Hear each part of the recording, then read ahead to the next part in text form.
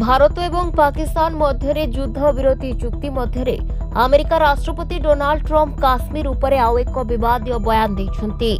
Russia Ukraine एवं इस्राएल Hamas युद्ध को रोकिबारे विफल होइथिबा ट्रंप एबे काश्मीर समस्यार समाधान विषय कहिछन्ति। शनिवार भारत एवं पाकिस्तान मध्य युद्ध विरति घोषणा प्रथमे ट्रंप करथिले, जहापरे भारतीय वैदेशिक सचिव यह घोषणा करथिले। अमेरिका हुए तो पिठी थापुड़ाउछि, किंतु युद्ध विरति उपरे संदेह रहिछि।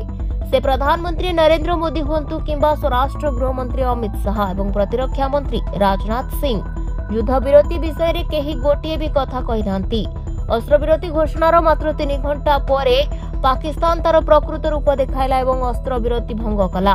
डोनाल्ड ट्रंप ट्रुथ सोशल रे तांकर सद्यतम विवृत्ति रे लिखिछन्ति जे मु भारत एवं पाकिस्तान रो दृढ़ एवं स्थिर नेतृत्व पई बहुत गर्वित, कारण सेमानंको पाखरे शक्ति, बुद्धिमत्ता एवं धैर्य अछि जे सेमाने जानि परिबे एवं बुझी परिबे जे वर्तमान रो आक्रमण को बंद करिवार समय आसीछि। एही युद्ध एते लोकंको मृत्यु एवं ध्वंसर कारण होइथांता, लक्ष लक्ष भल एवं निरीह लोकंको हत्या करा जाइथांता। तुमर साहसिक कार्य तुमर ऐतिह्य बहुत वृद्धि पाइछि बोली ट्रंप कहिसंती। तेबे डोनाल्ड ट्रंप तांको पोस्ट रे काश्मीर विषय रे मध्ये उल्लेख करिसंती। से लिखिसंती जे मु गर्वित जे अमेरिका आपनको ए ऐतिहासिक एवं साहसिक निष्पत्ति रे पहुंचाइबारे सहाय्य करि परिला। बिना आलोचना रे मध्ये मु एही दुई महान राष्ट्र सहित वाणिज्य को यथेष्ट परिमाण रे विस्तार करबाकू जाउछि। एहा व्यतीत 1000 वर्ष परे काश्मीर संपर्क रे कोनोसी समाधान मिलि परिबो कि नाही ताहा देखिबा पई मु तुम उभयक सहित काम करबी।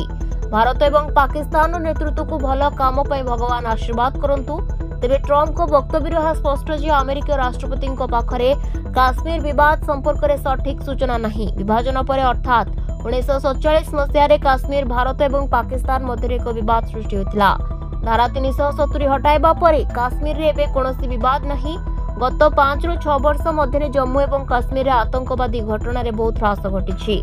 काश्मीरी लोक माने मुख्य स्रोत रे शामिल होइछन्ति। आ सहित काश्मीर युवक माने आतंकवादी संगठन रे जोग देबा प्राय बंद करिदेलेनी। एभली परिस्थिति रे भारत एवं पाकिस्तान मध्य सबुठारु बड़ विवाद काश्मीर नुहे बरं आतंकवाद।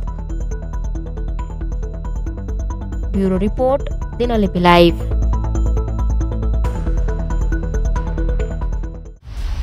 दिनलिपि लाइव को एबे ही लाइक, शेयर, सब्सक्राइब करंतु।